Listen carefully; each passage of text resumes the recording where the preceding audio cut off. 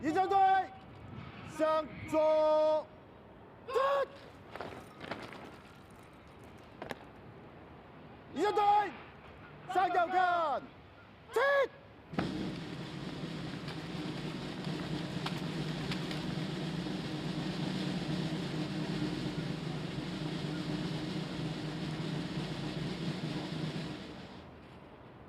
向前看，仪仗队。 小心！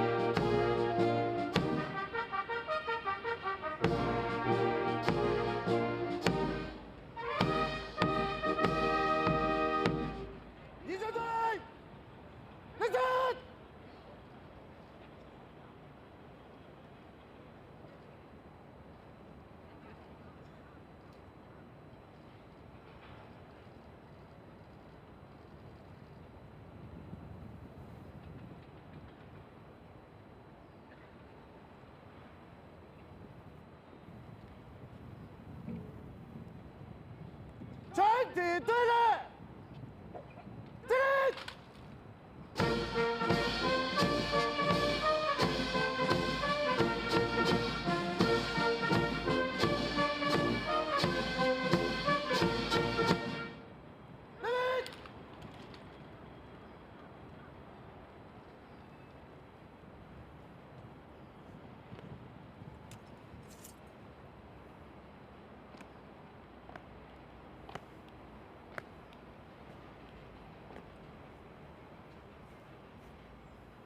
午安首席大法官，全體隊列列隊完畢，請你檢閱。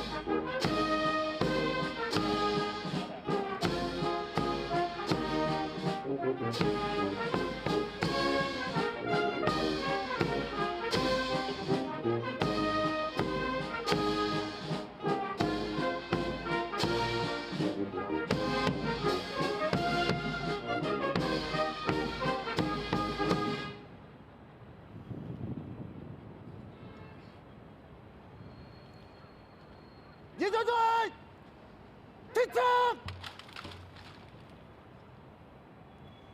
严小队，起步，走！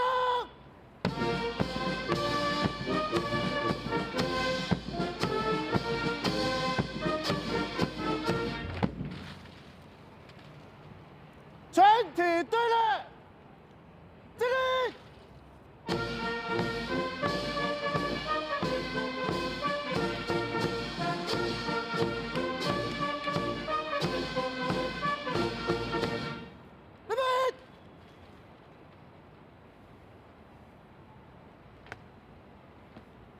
首席大法官你好，請批准儀仗隊經過檢閱台向你致敬，並且離場。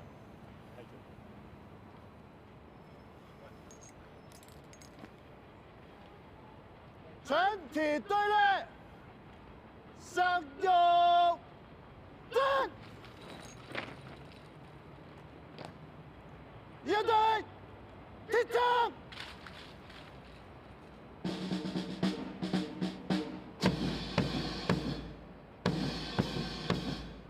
严小队，起步，走！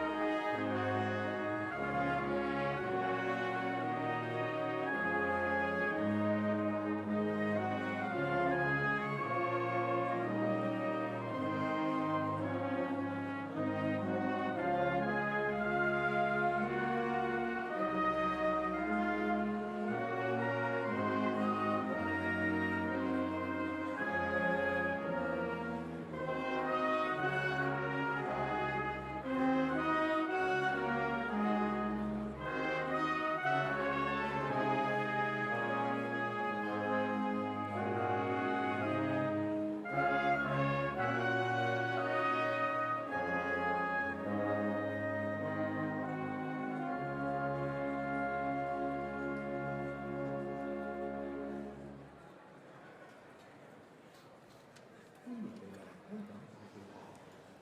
為免影響演出，請將手提電話轉為靜音模式，並關掉其他響鬧或發光嘅裝置。多謝合作。Welcome to the Hong Kong City Hall. To avoid disturbance, please set your mobile phone on silent mode and switch off other beeping or light-emitting devices. Thank you for your cooperation. 欢迎莅临香港大会堂。为免影响演出，请把手机调至静音状态，并且关掉其他响闹或发光的装置。感谢您的配合。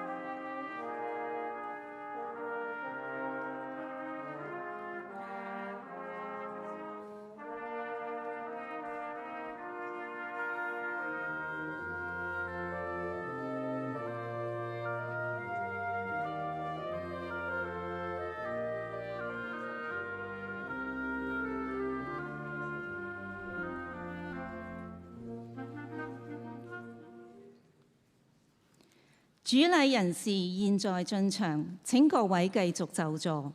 Please remain seated when the official party proceeds to the stage. 主禮人士現在進場，請各位繼續就座。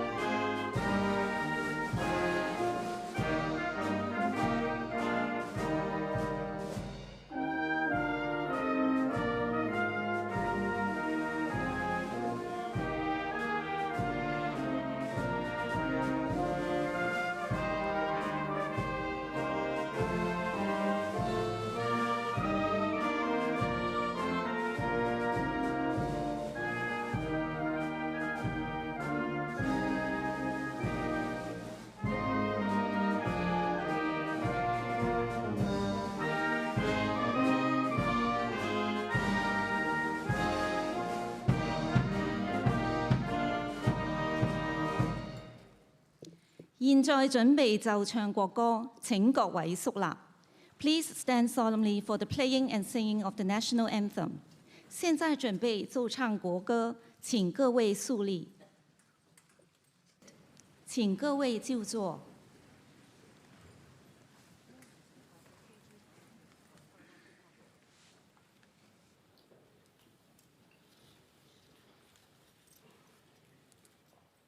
Safety for Justice, Chairman of the Bar, President of the Law Society, fellow judges, distinguished guests, ladies and gentlemen.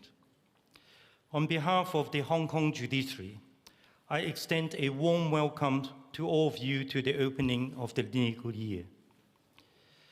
This eminent annual ceremony highlights for our community the administration of justice and the rule of law, which forms the bedrock of Hong Kong's continued prosperity and success under the one country, two systems arrangement.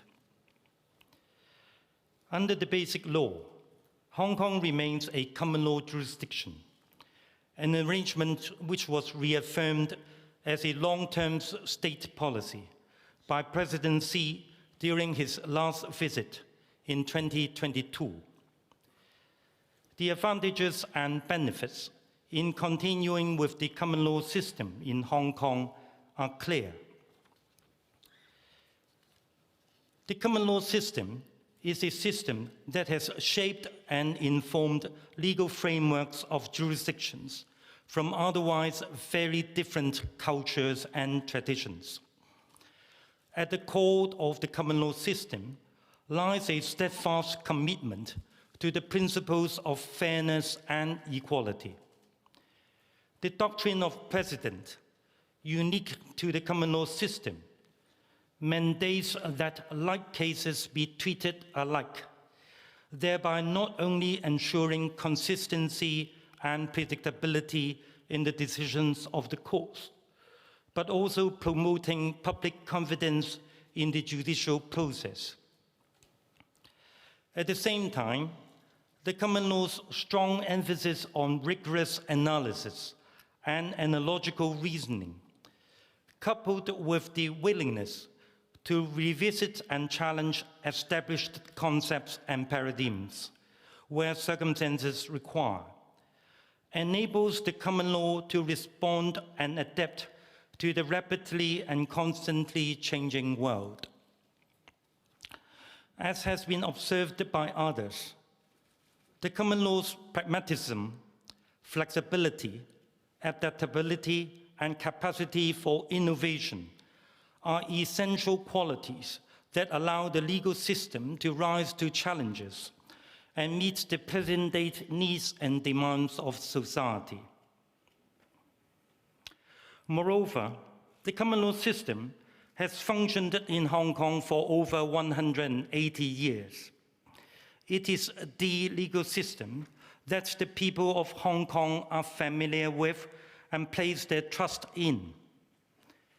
Neutral and impartial judges, the adversarial mode of litigation, the presumption of innocence, the guarantee of due process, proof beyond reasonable doubt, equality before the law, to name just a few examples, are entrenched features of our justice system that the people of Hong Kong are accustomed to, which gives them peace of mind. The common law system is also a system which many of Hong Kong's international business and trading partners and investors are intimately familiar with, regardless of their backgrounds and whether their home countries are common law jurisdictions or civil law regimes. English, the language of the common law, is the common international language used by the world over in international business and dealings. The use of English alongside Chinese in our court proceedings and judgments therefore helps ensure the judicial process is readily understandable to those from outside and inspires confidence in our system. Indeed, it is noteworthy that many of the major international dispute resolution hubs, Hong Kong included, are common law jurisdictions. In support of its legal system, Hong Kong has a vast pool of talented and experienced common law lawyers to call upon. Many are trained locally, but Hong Kong is also home to a significant portion of lawyers who were educated abroad, including some of the best law schools from other jurisdictions. The continuation of Hong Kong as a common law jurisdiction therefore fully leverages upon the talents readily available in Hong Kong, and also serves to attract even more legal talents from abroad to join Hong Kong's market for the provision of legal services. Most importantly, the continuation of the common law system is a remarkable accomplishment for our country and for Hong Kong itself, as the embodiment of the successful implementation of the one country, two systems arrangement. It highlights the uniqueness of Hong Kong as a special administrative region of our country. Indeed, the Hong Kong Special Administrative Region is the only common law jurisdiction within an otherwise civil law country. It demonstrates the abiding confidence that the central government places in the Hong Kong Special Administrative Region as a distinct legal jurisdiction underpinning a capitalist society. And this, in turn, fosters public and international confidence in the continued success of Hong Kong after 1997. The continuation of Hong Kong's common law system, with its unwavering commitment to the rule of law and judicial independence, is therefore vital to the continued success of the common law of the one country, two systems policy. Given the importance of the successful continuation of the common law system in Hong Kong, what are the critical components of the system that require our continued vigilance? From the perspective of the judiciary, I would like to highlight some matters that we should pay particular attention to. Central to the common law system, as practiced in Hong Kong, are its courts and judges. Judges not only decide cases, but also create legal precedents. Not only do their decisions represent the outcomes of the immediate cases before them, but they also guide and even govern how subsequent cases involving similar facts and issues are to be determined. Whilst statutes are enacted by the legislature, their interpretation and application are in the hands of the courts. The interpretation that the courts give to a piece of legislation becomes a binding law in itself, affecting the results of future cases. We must therefore recruit and retain the best legal and judicial talents to sit in our courts.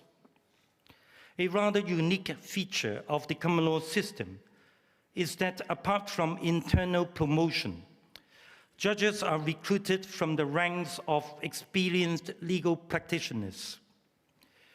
For our legal systems to function smoothly, the cream of our legal profession must be prepared to seriously consider joining the bench when the occasion arises. No doubt, that would involve making personal and financial sacrifices. Life as a judge is busy, challenging, and at times stressful and lonely. But at the same time, it is decidedly meaningful, and can also be truly satisfying and rewarding. It is not a job for everyone. Indeed, it is more than a job. It is a calling which awaits answering by those who are public-spirited, those who seek a meaningful way to give back to the legal system that has provided them with the opportunity to succeed and thrive in practice. In the recent recruitment drive for the district court bench, we have seen very encouraging responses from the middle-ranking members of the legal profession. I hope, for the sake of the long-term sustainability of the common law system in Hong Kong, and the work of the judiciary in particular, that senior members of the legal profession will be just as, if not more, enthusiastic in applying to join the High Court bench as their junior members apply to become district judges. The wider community must also deepen its understanding of our common law system in order to make it work. When courts make decisions that are controversial or not to the liking of some, it is perfectly acceptable for members of the community to comment on or criticize the judges' decisions or their reasoning. If a decision happens to be against the government, it is wholly legitimate for the government to take the matter to the appellate court, just like all other litigants.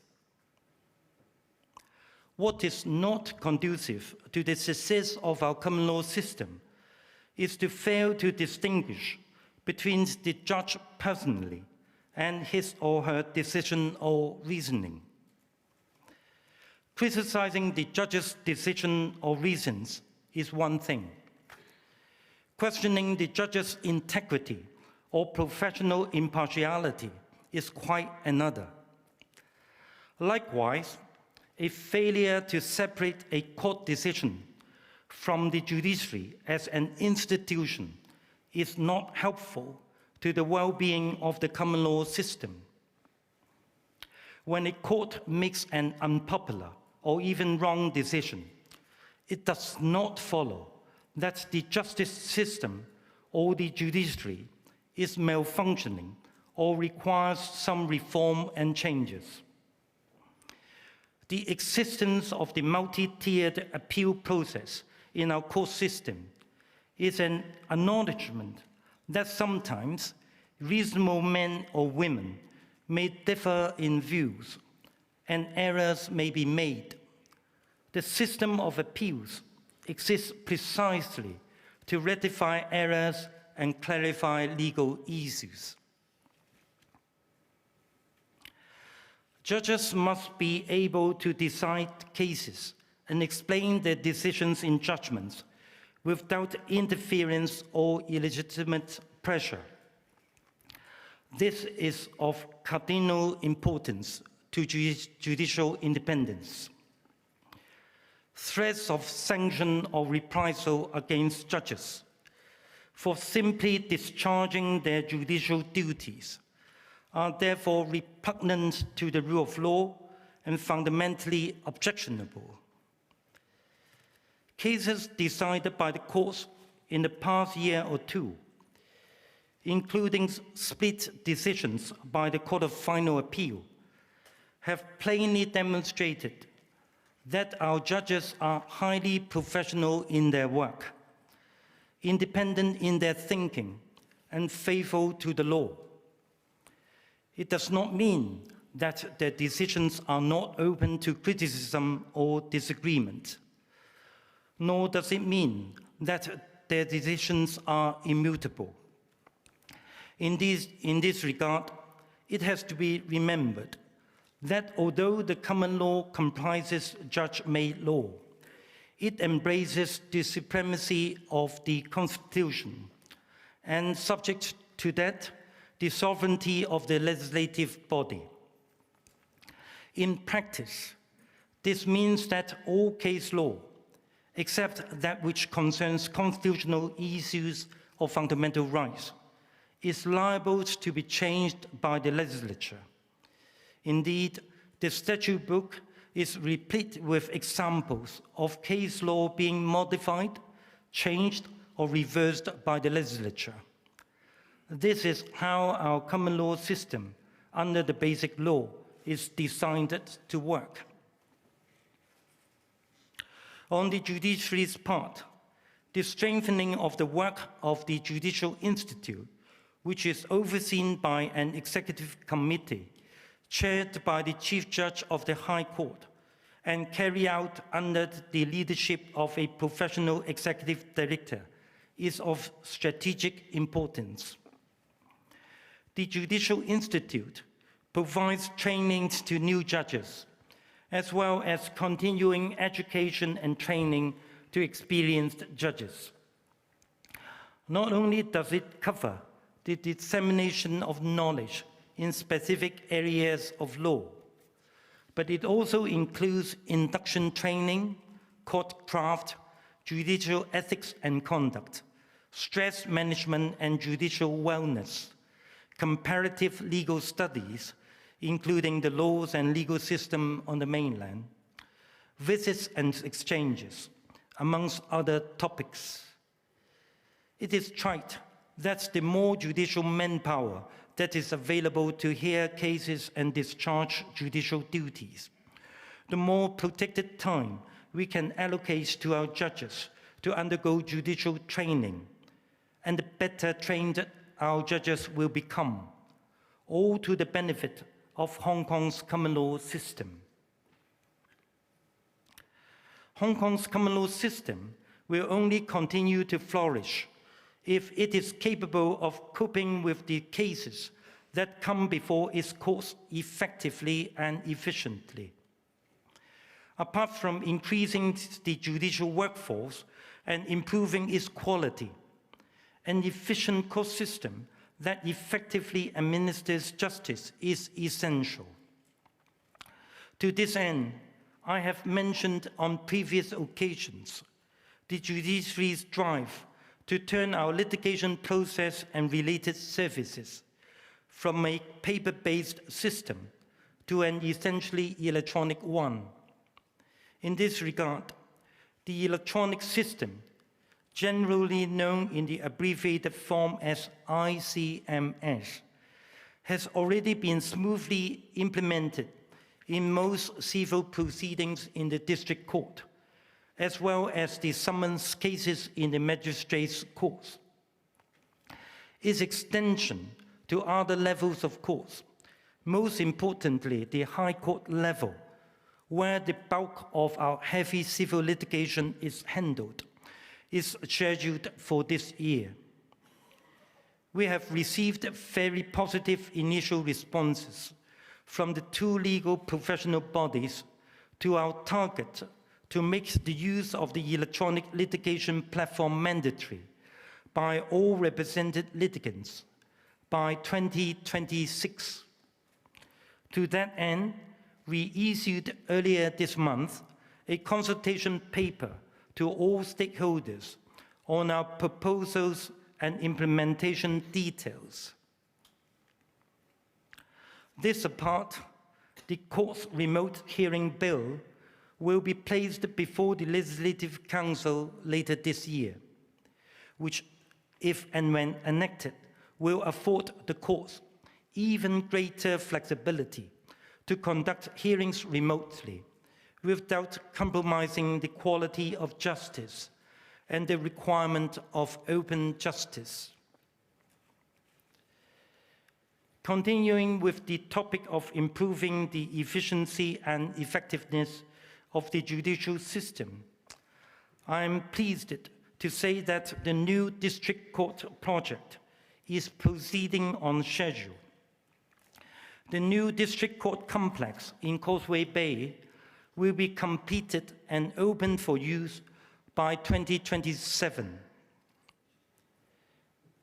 As for the new High Court project, we are grateful to the Chief Executive for agreeing to designate the Queensway Government Office's site, literally next door to the current High Court building, for the construction of a new High Court complex. Importantly, the judiciary will also keep the existing site of the High Court as part of the new High Court site. This joint site, which has a substantially larger permitted gross floor area than that of the previous sites originally offered to the judiciary, will enable the new High Court complex to be even more satisfactorily located and designed. Given the long symbolic association of the present location of the High Court with the administration of justice in Hong Kong, there's no site which is more suited to housing a new High Court complex. As I said, we are grateful to the Chief Executive for agreeing to let the High Court remain on and expand at its current location. It is an important investment in the future of the rule of law for our next generation. Of course, a new building can only be erected after the current occupants of the Queensway government offices have relocated to their new offices. And the existing High Court building can only be demolished after the construction of a new one next door has been completed. However, preliminary planning and design work need not wait, and indeed will be started very soon. Finally, in discussing Hong Kong's common law system, it is imperative to touch upon national security cases. Under Article 3 of the Hong Kong National Security Law, the judiciary has a duty to effectively prevent, suppress, and impose punishment for any act or activity endangering national security in accordance with law. The judiciary takes this duty seriously. Of course, this does not mean that the courts will blindly convict all defendants or mete out the heaviest punishments possible on conviction. Rather, the courts will fully respect all fundamental rights as required by Articles 4 and 5 of the National Security Law, in administering justice strictly and fairly, in accordance with the provisions of that law, as well as other applicable laws. The courts will not yield to any pressure to convict or acquit, nor pay heed to harassment or threats of any kind. Just like all other types of criminal cases, where guilt is proven, conviction and punishment will follow accordingly. Where it is not so established, a defendant will be set free. If an error is made or is said to have been made and an appeal is brought, the appellate courts will carefully review the decision below in accordance with the law and procedure applicable. This is how our justice system has always and will always work. In the past few years, the work of the judiciary has often been viewed through the prism of the national security law. This way of looking at things necessarily results in a very narrow or even distorted picture of the breadth and width of our judicial work, and more generally, the state of the rule of law and judicial independence in Hong Kong. But whatever may be said or written about our legal system, of this, the community can be sure. Our courts and our judges will continue to discharge their constitutional duty to administer justice fairly and efficiently, without fear of favor, self-interest, or deceit. This, too, is essential to the continuation of the common law system in Hong Kong. It only remains for me to wish you and your families good health and much happiness in the new year. Thank you.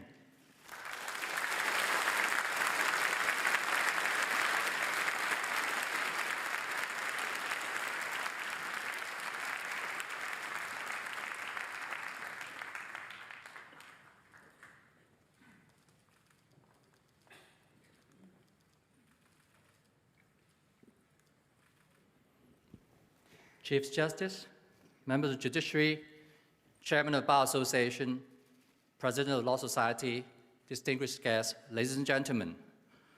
To begin with, I'm sure we're all very delighted at the attendance of fellow judges, legal professionals, and friends from not just Hong Kong, but also the mainland and overseas at today's ceremony, many of whom were prevented from attending this important annual event in the last few years due to the pandemic. In 2023, Hong Kong has emerged from the pandemic and is now advancing from stability to prosperity. The future of Hong Kong hinges on the thorough and accurate implementation of the one country, two systems principle. The fundamental purpose of this principle is to safeguard China's sovereignty, security, and development interests, and to maintain the long-term prosperity and stability in Hong Kong. To achieve this purpose, Hong Kong must maintain its distinctive status and advantages. One distinctive and irreplaceable characteristic of Hong Kong is undoubtedly its common law system with strong international elements, which enjoys an exemplary reputation around the world. An essential component of this common law system is the judiciary, which is given independent judicial power, including that of final adjudication by the Basic Law. Today's ceremony provides the most pertinent opportunity to pay tribute to the indispensable role played by the judiciary to the successful implementation of the principle of one country, two systems in Hong Kong. Without security and stability, there cannot possibly be prosperity. To safeguard our country's sovereignty and security, the judiciary is under a constitutional duty to effectively prevent, suppress, and impose punishment for any act or activity endangering national security. The judiciary discharges such constitutional duty by exercising its judicial power independently whenever national security issues are raised before the court.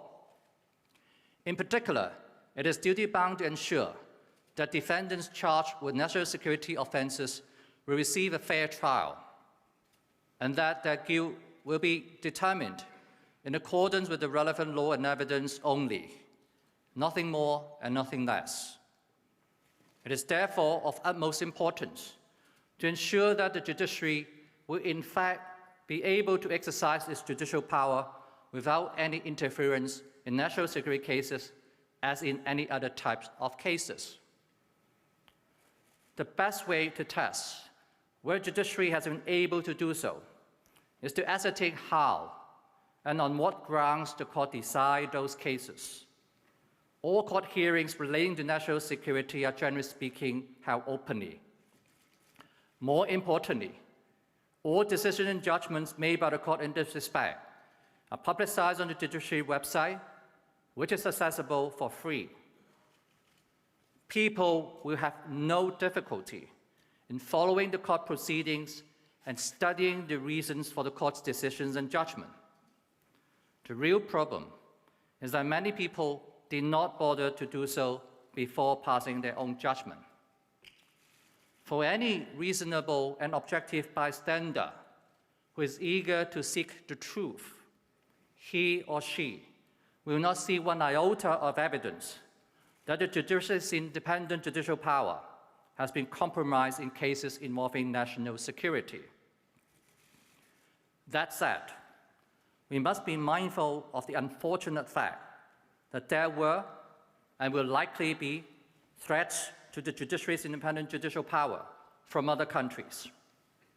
For instance, in November last year, politicians in a Western country and their supporters proposed to impose sanctions on judges and judicial officers handling national security cases. Such political maneuvers appear to aim at achieving two purposes. First, to smear the national security law applied in Hong Kong.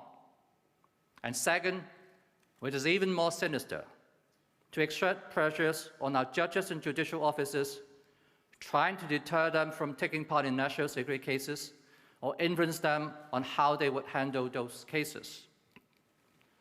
The Hong Kong SAR government responded immediately by issuing a strong statement to condemn such act, which constituted a blatant attempt to damage the rule of law in Hong Kong. The Central People's Government, the judiciary itself, and other sectors of the Hong Kong society issued similar statements.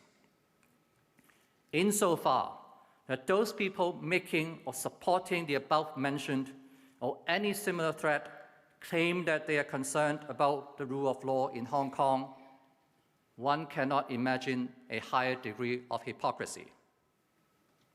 We should be grateful to and proud of our judges and judicial officers who have continued to do their jobs faithfully in accordance with the judicial oath, as is always the case. Indeed, the best way to handle any such improper interference is to stay calm and composed, carrying on with our respective duties, and at the same time, to maintain and promote the transparency of the judicial process. I wish to make it very clear that the Hong Kong SAR government will do its best and take whatever measure within its power to ensure that judges and judicial officers will be able to perform the judicial functions without fear from intimidation.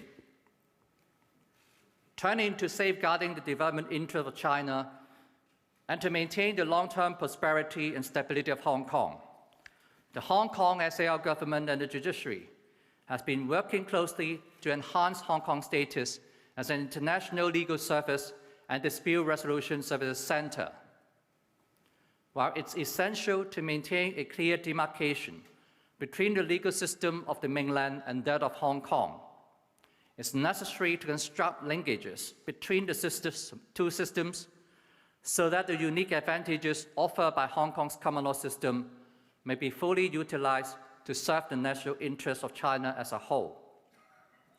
This is achieved by, among other things, the conclusion and modification of different types of mutual legal assistance arrangement in civil and commercial matters between the mainland and Hong Kong. For example, to implement the arrangement on reciprocal recognition and enforcement of judgment in civil and commercial matters, the mainland judgment in civil and commercial matters reciprocal enforcement ordinance enacted in October 2022, together with a subsidiary rules and practice direction, will come into operation next Monday on the 29th of January 2024. This arrangement is similar to the Hague Convention of 2nd of July 2019 on the recognition and enforcement of foreign judgment in civil or commercial matters. But its scope is even wider, such as, for example, it includes some intellectual property judgment which are completely excluded from the Hague Convention. Another example is that the Supreme People's Court of the People's Republic of China, the judiciary, and the Department of Justice are working hard to revise the arrangement for mutual service judicial documents in civil and commercial proceedings between the mainland and Hong Kong courts, which was concluded back in 1999 in the hope that a better arrangement could be concluded in the early part of this year. Fellow residents in Hong Kong will repose trust and confidence in our judicial system only if it's affordable and able to resolve legal dispute within a reasonable time. One big challenge faced by the judiciary is its heavy workload. To reduce its workload and to encourage people to resolve their dispute in a more effective and economical manner, the judiciary has been promoting mediation vigorously. To support the judiciary in this respect, one of the policy initiatives set out in the Chief Executive 2023 Policy Address announced in October last year is to deepen the mediation culture. To be more specific, the Hong Kong SL government intends to strengthen the regulatory system on the accreditation and disciplinary matters of the mediation profession, incorporate standard mediation clauses in government contracts, and encourage private organizations to incorporate similar clauses in their contracts. Regarding mediation, it's worth mentioning that China is negotiating with a number of countries on the establishment of an international organization for mediation. In last November, upon the Hong Kong SL government's express of interest, the Central People's Government supported and submitted a bid to the International Organization for Mediation Preparatory Office to host the International Organization for Mediation headquarters in Hong Kong by converting the old Wan Chai police station to such purpose. It is expected that a decision will be made in early this year at the earliest. The need to maintain and promote people's trust and confidence in our legal and judicial system has become more acute when false and misleading allegations appear from time to time in this respect, very often prompted by the complex and volatile geopolitics. We must bear in mind that people's trust and confidence must be founded upon a sufficient and proper understanding of how our legal and judicial system actually operates. For this reason, in the coming year, the Department of Justice will continue the work of the Steering Committee on Rule of Law Education, including the launch of the second phase of the Rule of Law Education Train the Leaders program. I said all these things to make one important point.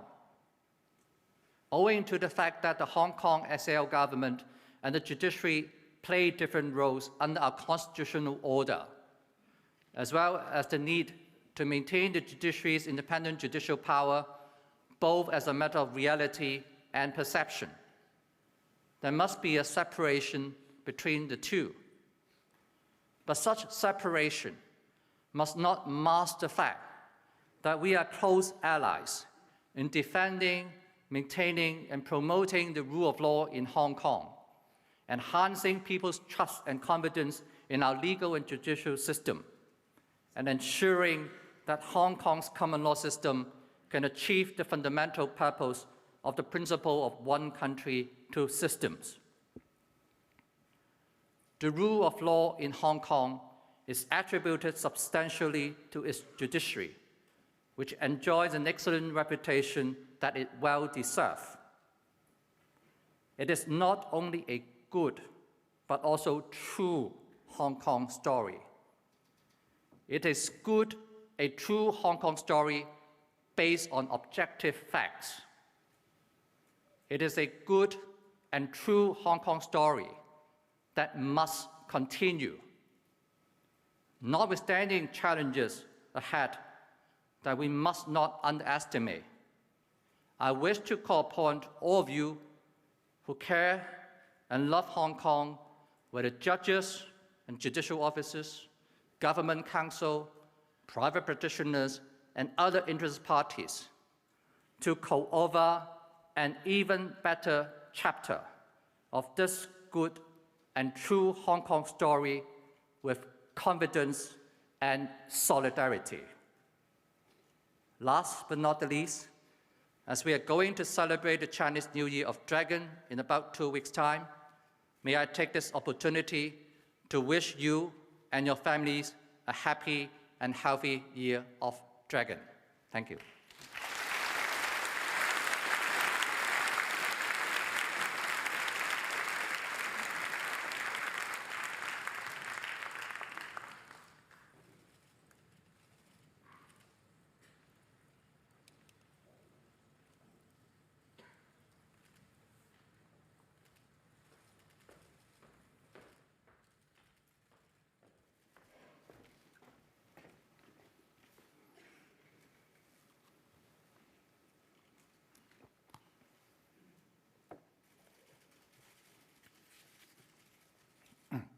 Chief Justice, Secretary for Justice, President of the Law Society, judges, distinguished guests, ladies and gentlemen.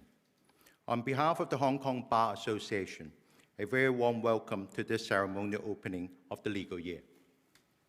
We are particularly grateful to those who have traveled to Hong Kong from other jurisdictions for this special occasion.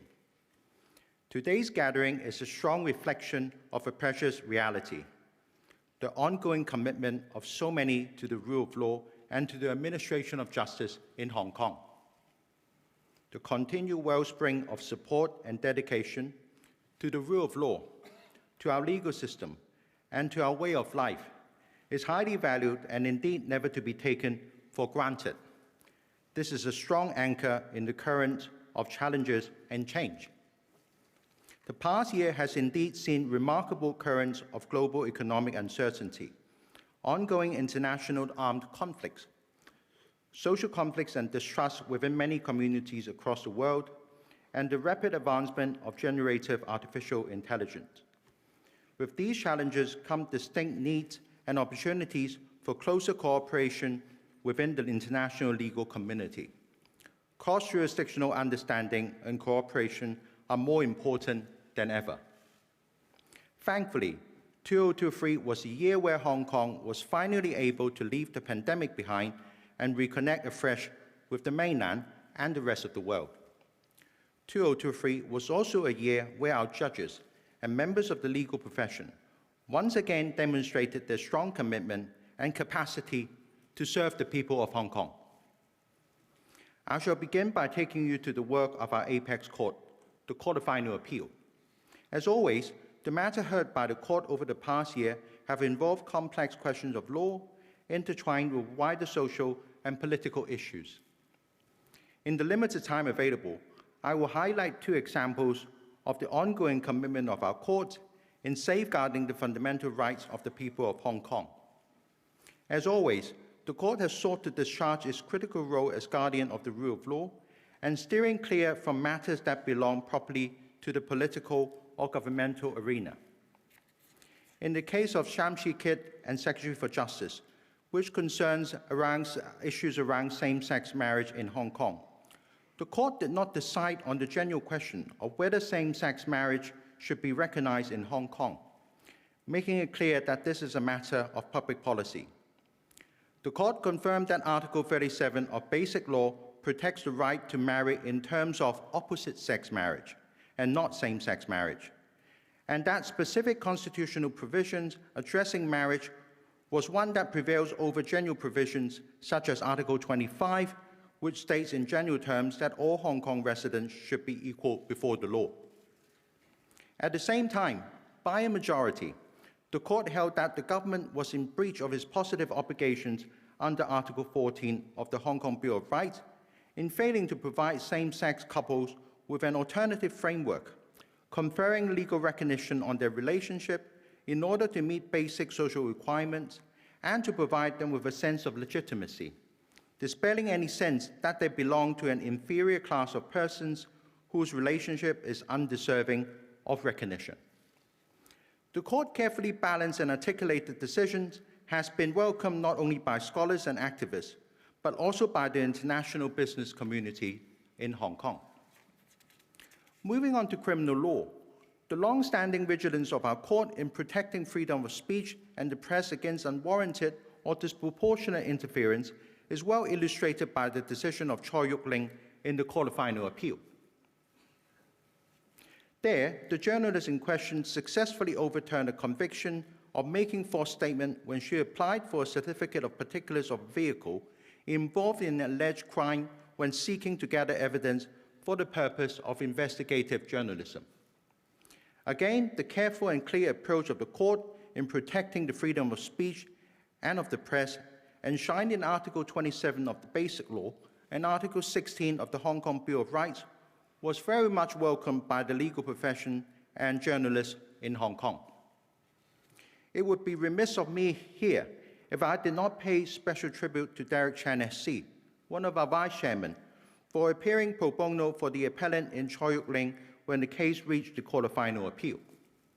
This and other instances of members of the bar acting pro bono or in the independent role of amicus in important cases before the court over the past year stand as valuable examples to the public and our junior members of the best traditions of the Hong Kong bar, and in particular, our core values of independence and integrity in service to the community. The Secretary for Justice will forgive me for only referring to the two decisions where he was on the losing side. In fact, a government minister once asked me if the state of our rule of law is measured by how many cases they have lost. I said this is certainly not how I would put it, but what is true is that the decisions like those just referred to vividly illustrate the way in which our apex court, like all courts in Hong Kong, exercises independent power of adjudication in resolving dispute in ways that are just and legally sound, and which reaffirms the core tenet of all of us in Hong Kong, and that we must remain equal before the law. It will come as no surprise that there are those who are unhappy with the decisions I mentioned. This is entirely natural where it comes to decisions featuring both complex and controversial issues of public concern. And as always, it is worth reiterating that whilst there exists room for debate over court decisions, it is very much in the interest of justice of the judicial system and public interest as a whole that these debates and any criticism made within them be informed and grounded by proper reasons. Put simply, it is misguided and wrong to sit in judgment of the judicial process based on either one's liking or dismay of the outcome of a particular case without regard to the reasons given by the court for a particular result and the process by which that result was reached. Relatedly, it is a worrying trend when someone chooses to pay no regard to the sub judice rule when seeking to express opinions on ongoing cases and decisions of our courts. The sub judice rule prohibits reference being made by the public to a case pending or under consideration by a court of law, which might carry a real risk of prejudice to the case. There need not be actual prejudice. The rule applies as long as there is a real risk of prejudice. For criminal proceedings, the sub judice rule applies once a person is arrested, a warrant or a summons has been issued. The temporal scope of the rule extends until the determination of guilt of the defendant. The sub judice rule exists to protect the defendant's right to a fair trial, a fundamental right enshrined in Article 87 of the Basic Law and Article 10 of the Bill of Rights Ordinance. It also exists to maintain public confidence in the legal system. I urge all members of our community to exercise caution and restraint when exercising their freedom of expression in commenting on ongoing cases. Moving on to the work of the Bar Association, 2023 has certainly been an eventful year. Moving away from the pandemic years, we are focused on reminding the world on the ongoing importance of a strong and independent bar in Hong Kong and raising awareness in the mainland of the distinct strength and value of the independent bar and the legal system in Hong Kong. On the international front, together with my two vice chairmen and members of our council, we had the privilege in the past year of representing the bar in speaking at international conferences in the United Kingdom, France, India, Finland, Singapore, and Malaysia. Given the centrality of the topic, I'm particularly grateful to the English Bar for inviting me to speak at their roundtable at the opening of the legal year in October on the importance of the independence bar. Over the past year, we also had the opportunity to connect with many of the non-permanent judges on our Court of Final Appeal from other jurisdictions. Their contribution to the administration of justice in Hong Kong is well recognized, and we are also grateful for their support to the Hong Kong Bar. The international legal community counts on the Hong Kong Bar to give them a fair and unbiased view of the situation regarding the rule of law and the administration of justice in Hong Kong. We will continue to discharge that role by laying out all the important facts for them, from our distinct and close vantage point. In so doing, we will continue our commitment to neither sugarcoating nor sounding unduly alarmist notes over the varied and continuously evolving aspects of our system and situation.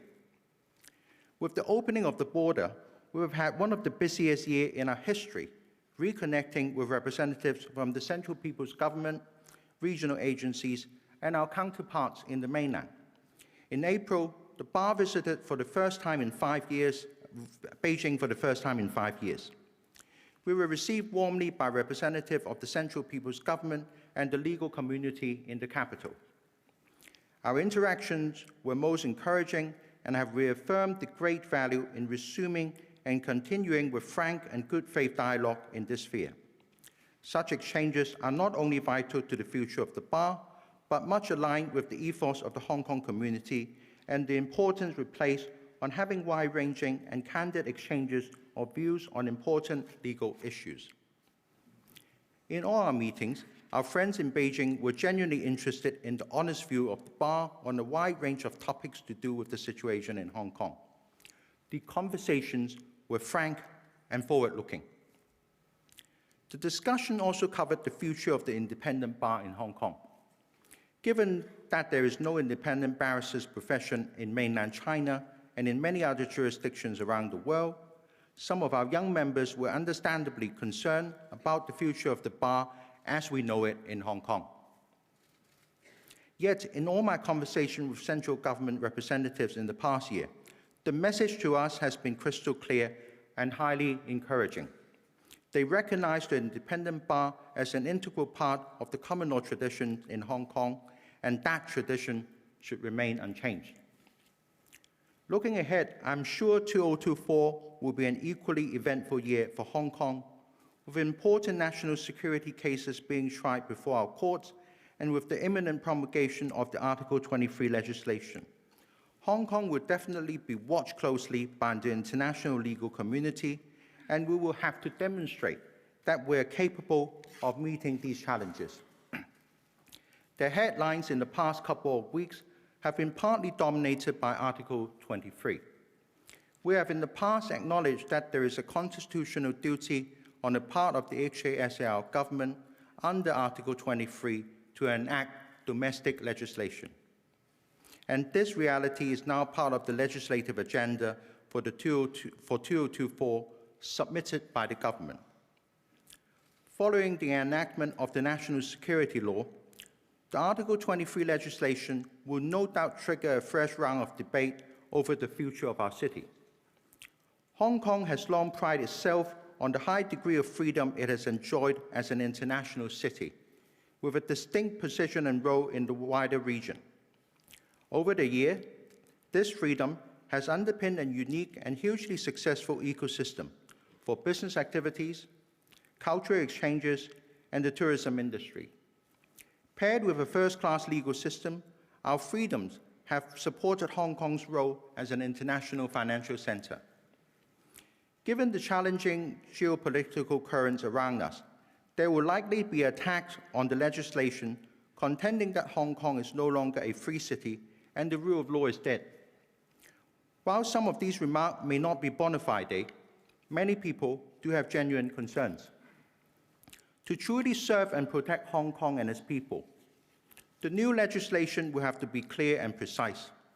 The consultation process will have to be transparent and thorough in order to refute any suggestion that our government is not prepared to listen. The balance between safeguarding national security and protecting fundamental rights as enshrined in the Basic Law ought to be carefully calibrated. I'm confident that our government will give serious consideration to the views of the bar in the legislative process. We will do our very best in making the most out of the expertise amongst our members to convey our honest comments and professional insights. The Hong Kong Bar will be celebrating its 75th anniversary in 2024.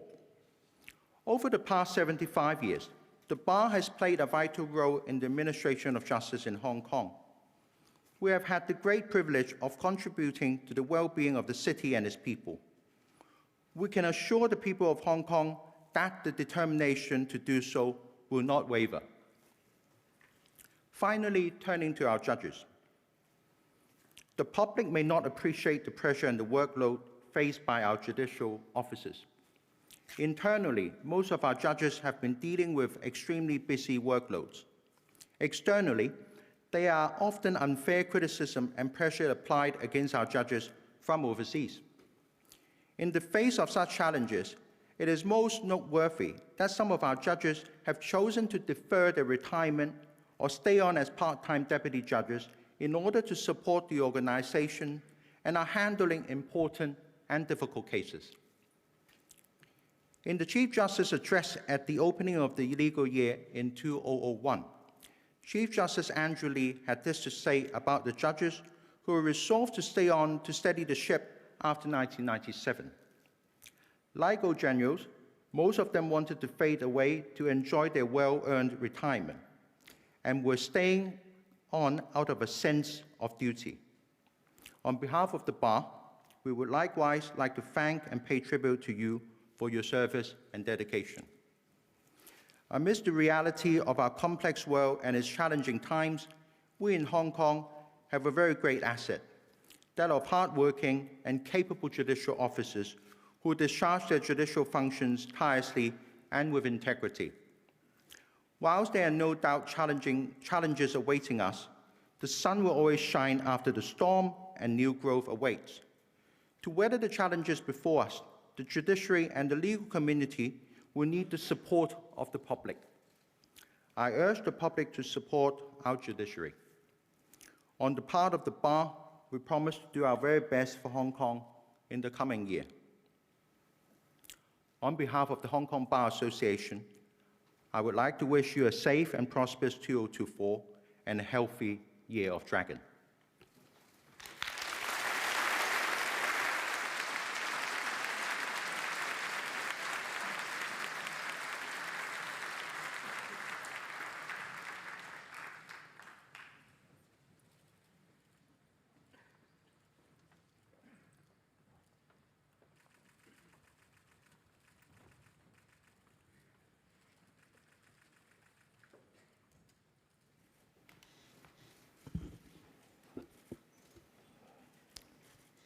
Chief Justice, Secretary for Justice, Chairman of the Hong Kong Bar Association, members of the judiciary, members of the legal profession, distinguished guests, ladies and gentlemen.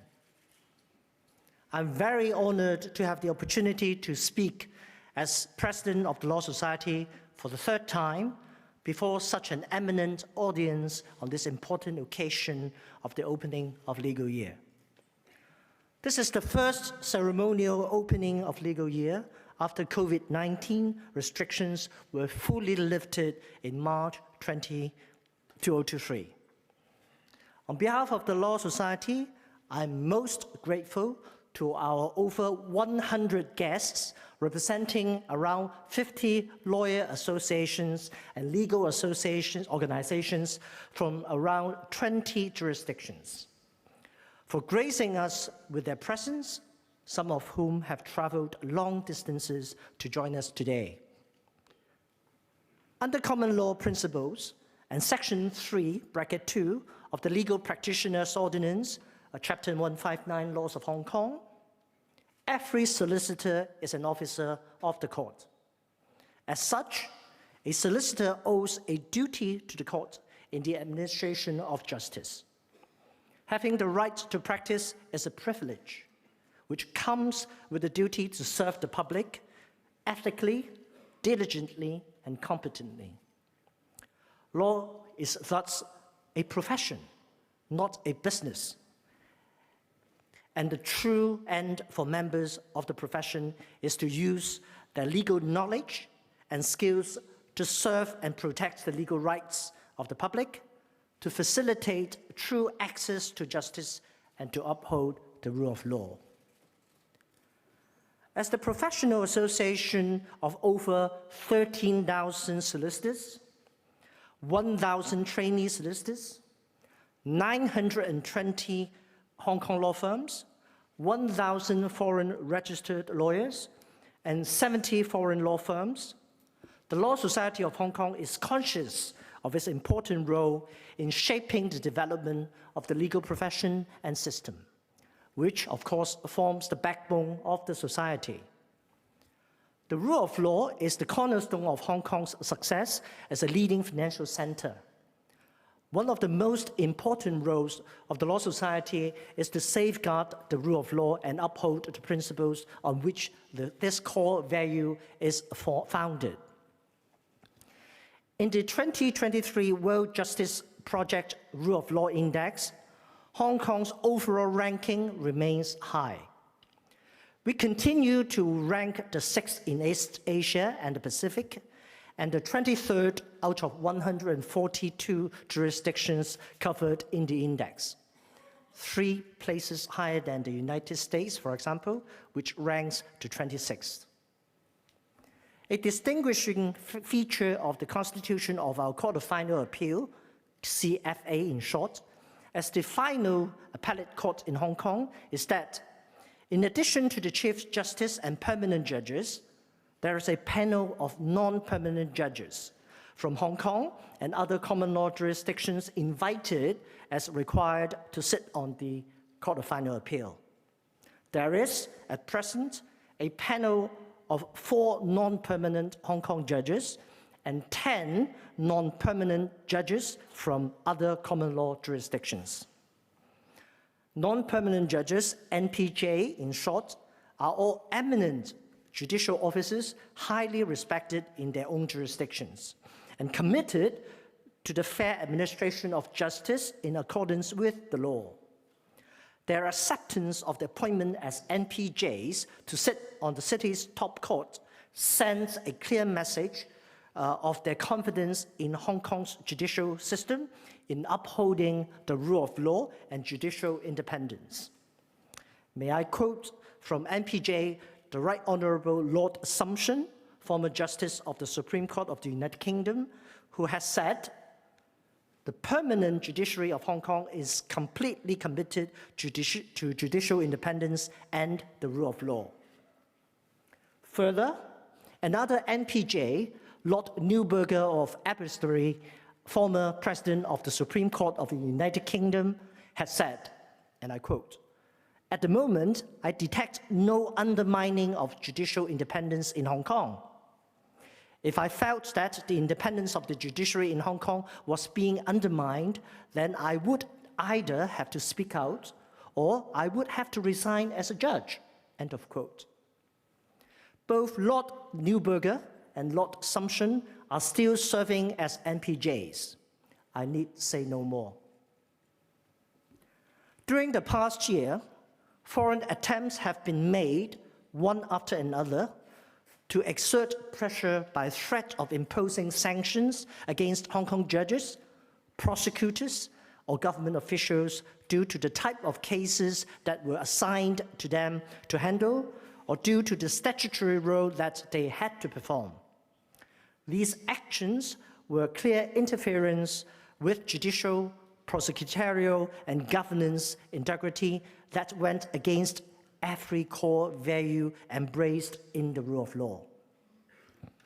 Our judges deal with all cases, including cases relating to national security, brought before them strictly in accordance with the law.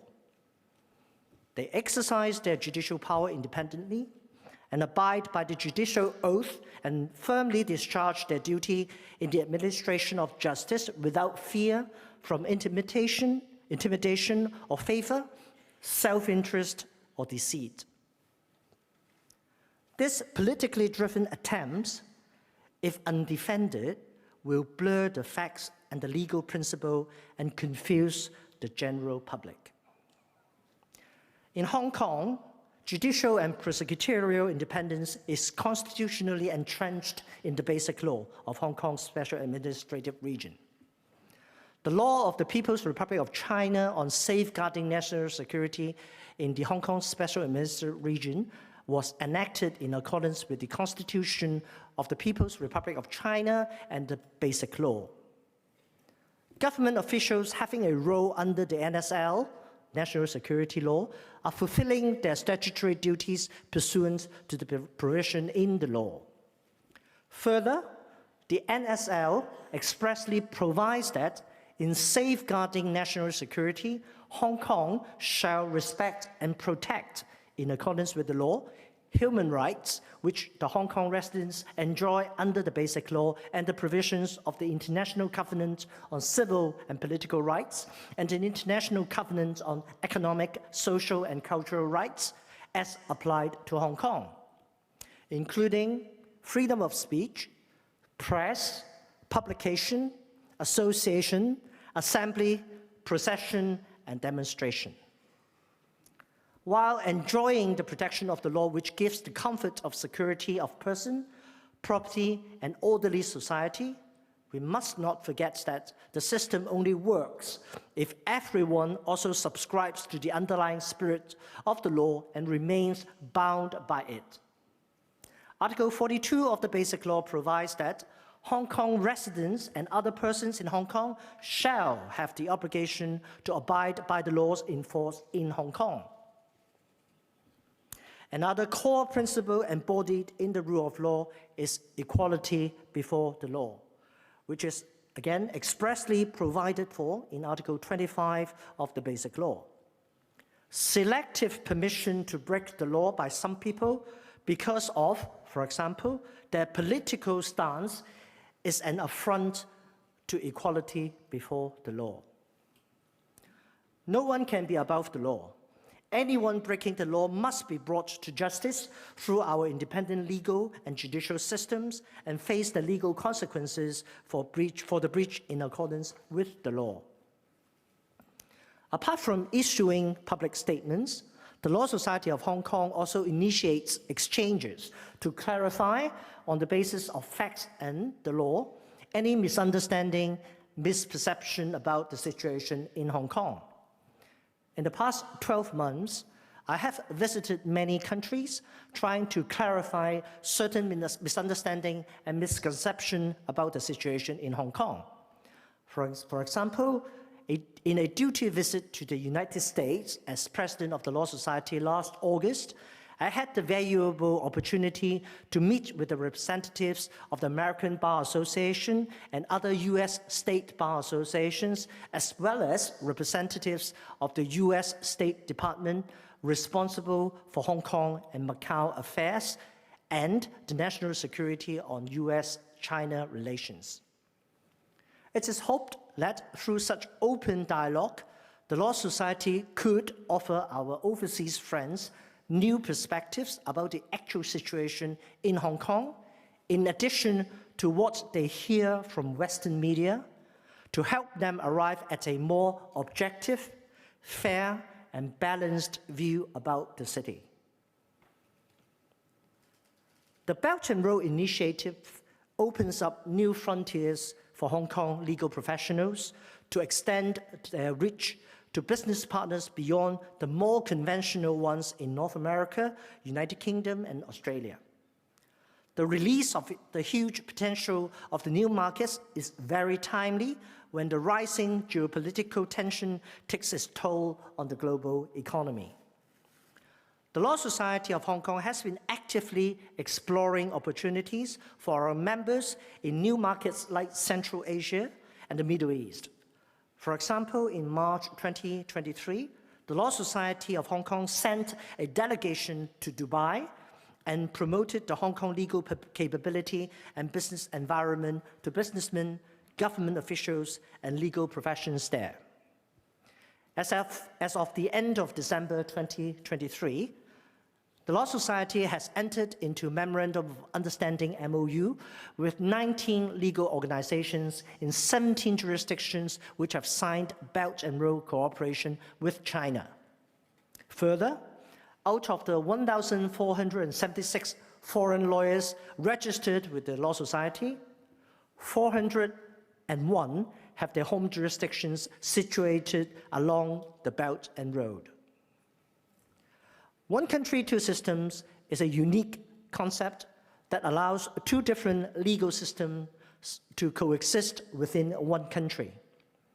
Owing to the increasing interaction between Hong Kong and the mainland, the two legal systems frequently cross paths. In this regard, the Law Society has been playing an active role in facilitating a mutual understanding of each other's distinctive systems among practitioners in both jurisdictions.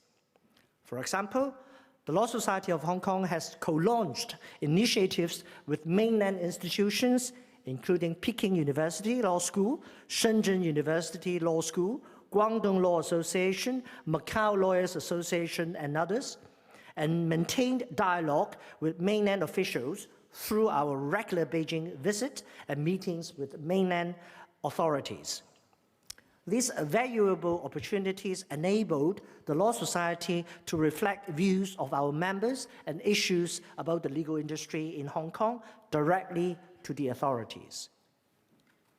The Guangdong, Hong Kong, Macau Greater Bay Area, GBA in short, the legal professional examination organized by the Ministry of Justice, launched in 2020, was a very welcome breakthrough.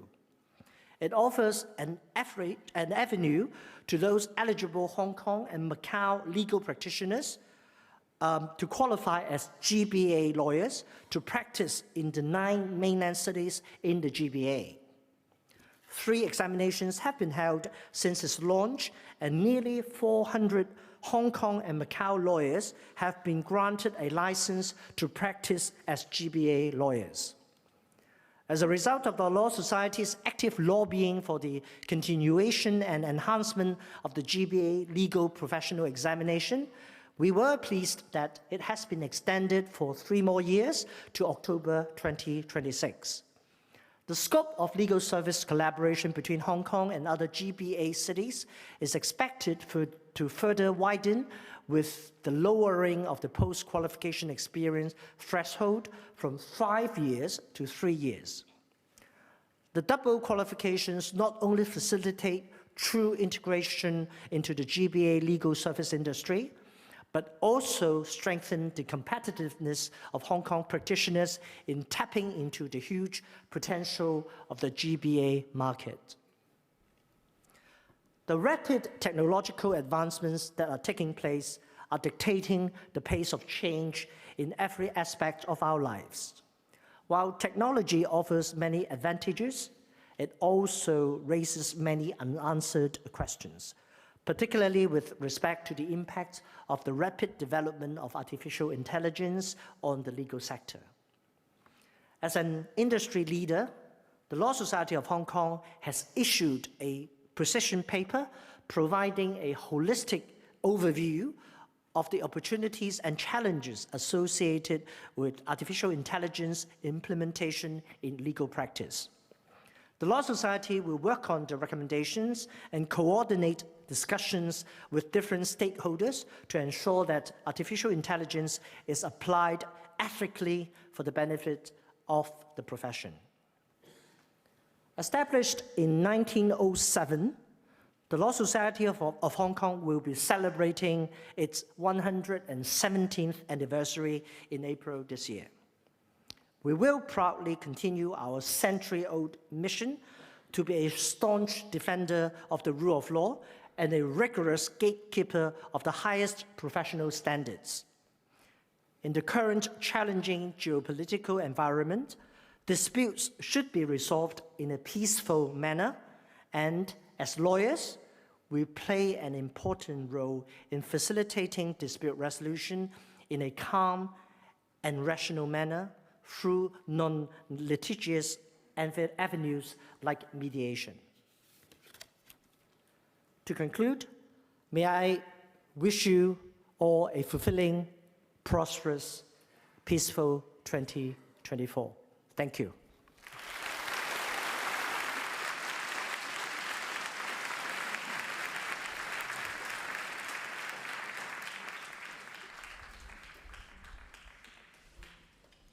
主禮人士即將離場，請各位繼續安坐，至主禮人士完全離場。Please remain seated until the whole official party has exited from the hall. 主禮人士即將離場，請各位繼續安坐，至主禮人士完全離場。